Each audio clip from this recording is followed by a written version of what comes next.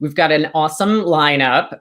It's our first episode of 2021, and we are going to focus on one question, as you know. What does the modern media plan look like in 2021? Up next, we have Marissa Freeman, the Chief Brand Officer of Hewlett-Packard Enterprise. Marissa helped lead the historical split of HP into two separate entities. Today, Marissa leads HPE's experience marketing team, driving brand strategy, global events, sponsorships, advertising, media, and digital marketing. Welcome, Marissa. Thank you. Thanks for having me. Hi, Gary. Hey, Marissa, how are you? Good. Being a good person, man. That's the Go thing. figure, right? Go figure. Go figure. It's what my mother always said. Brilliant. Let's talk about media plan. Actually, why don't you quantify, because HP comes in a lot of forms. So I want everybody to have good context. Talk to me about HPE so people understand it, and then I'll go into the combo. Thank you. So HP, Hewlett-Packard is what everyone thought it was forever. And then 5 years ago, we split into two companies. One was the printers and PCs, and that went one way, and that's the blue logo. And then the other one became the data, cloud, 5G, AI, edge computing company. And that's where I went. I find it to be incredibly exciting. It's not really about edge cloud. It's about data, companies using data to make people's lives better, doing cool things and making experiences better for the rest of us. So you're targeting more B2B? We target P2P. So there's about 17 people. Define that P2P. People to people, human to human.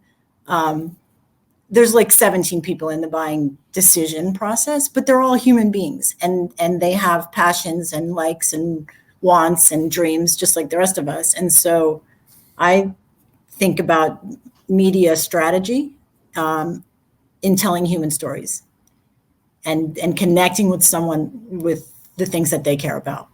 But for the audience's value, who are the decision makers normally in an organization that buy your services? What are their titles, and what are the services? Sure. So we actually have to approach the C-suite because these are huge tickets, right? Millions of dollars in investments. Some, not all of them, but most, we work with every major global company on the planet, and they spend a lot of money on IT. Yep. And so it's the CEO, primarily the CIO, and the CTO, and the chief digital officer, and increasingly the chief marketing officer, because data is the new oil, right? It's the currency that we all deal in. And so the C-suite, really important to us. And then we have a layer underneath that of IT decision makers. These are the guys and gals who are data scientists, and they're doing the coding, and they're specifying, what cloud companies you work with and what workloads go where. And so they're the ones who actually have a very big influence on the decision. So we got the whole spectrum there. When companies, and this is going to help a lot of small and large B2B companies, and I'm sorry, P2P companies, but when you're selling to a company that's spending over $1 million and sometimes 10 million, like big ticket items, to your point, how do you, and by nature, those companies tend to skew more as sales-driven companies than brand-driven and marketing-driven companies, because there's a lot of need for salespeople. There's a lot of conflict in that game because brand is hard to fully put your hands on an ROI. Sally closing an $8 million deal can speak to that, but how much did the brand have? It's a really fun puzzle. Yeah. And relationships are critical, right? Period. Right? Period. In today's world, influencing to create consideration, build awareness of this C-suite, is it the LinkedIn's in a world where conferences used to be such a big play for companies like this, and they're not going on with COVID, print advertising in the B2B magazines that have the attention of the C-suite? Give us the lay of the land of how you're thinking from a marketing now on a P2P standpoint. Well, about 70% of all of the research and learning about any big ticket item like this is done online. It's done with friends, and it's done through word of mouth, and it's done through search. So we spend a ton of time softening the market and building confidence and trust before our sales folks even get a phone call or make the phone call. Yes, events went dark this year. We had last year 9 weeks to turn our biggest event, 12,000 people showing up in Las Vegas with CIOs and their staff, into a virtual event. 9 weeks. And it was insane, but we did it, and it was really good. And we will never go back to 100% in person without a digital component attached to it. We love our in-person event. It's amazing for us.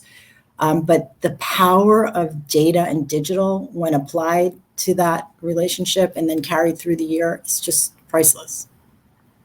Any platforms that really have your attention going into 2021?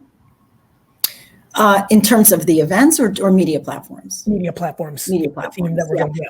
Yes. I wanted to have this conversation about passion points.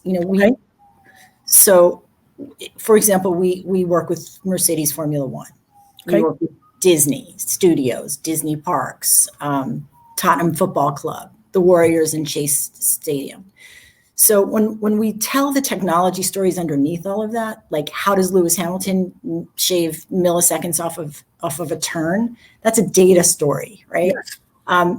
So for me, platforms, media plans kind of have to write themselves based on the creative story and the soul of the story. So this is interesting. You're saying that when you think about media plans and creative intertwined, which I love, you're actually looking at the current landscape of your clients and using the interest graph of your clients back to passion points. So you're saying, wow, we have the Warriors, one of the more progressive organizations. So we're gonna use the reality that they use us, because a CIO who's in LinkedIn or print or an event who happens to be a basketball fan is going to stop in her tracks more around that and then see the underlying story than us talking about milliseconds. Yes. Using your own customer's IP, that's really great. It's wonderful, and it pays back in dividends, because the people reading LinkedIn, scrolling through LinkedIn, they also have Netflix over here, or the basketball game on in the background, and that's who we are competing with, Gary. Like, everyone's home. So, Marissa, I'm sorry, real quick. There's something brewing.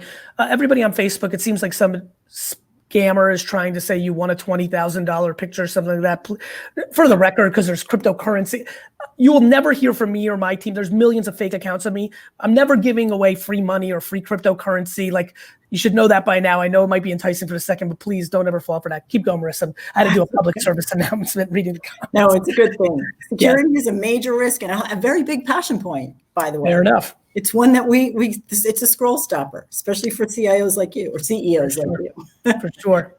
I'm sorry, please keep going. Yeah, so so the Formula One, for example, or basketball, we'll build our whole plan around the intersection of people who make technology decisions and love basketball. And we can buy media like that, and we can buy search like that, and that gives us 7 times the engagement rates, Gary. 7 times, and that's on an average day, 7 times. Let me do something different for the last 2 minutes to mix up the show.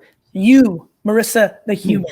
You, what ads or what platforms are converting you? Have you bought something for your home or clothes or food on an Instagram feed ad? Have you? Oh yeah, of course. Yeah, talk to me about you. What's catching your attention?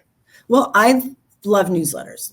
I'm big on Morning Brew and things like that. I met the guy from Morning Brew, his name was Joe, a couple of years ago, and I started following it, and I bought it for my company. We were one of the first advertisers in Morning Brew.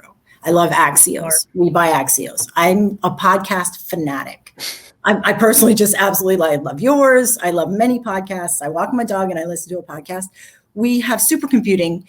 We bought Cray, the biggest, best, most amazing supercomputing company in the world, and governments buy that stuff. So we went on niche podcasts, Hacks on Tap, Mike Murphy, like David Axelrod. I like that. I like it. It's are you getting live reads or is it? I try to do the Howard Stern thing where I know Mike, so I'll say, Mike, here's the script because I know you want to have do your thing. Read it, say whatever you want. And he knows about this stuff. He's so smart. And then occasionally he'll go off script, which is what you really want, right? Of course. Yes. So by the way, that's a perfect way to end this. Occasionally going off script is exactly what you want. We need more of that in marketing. Take care of yourself. We'll talk soon. Good to see you.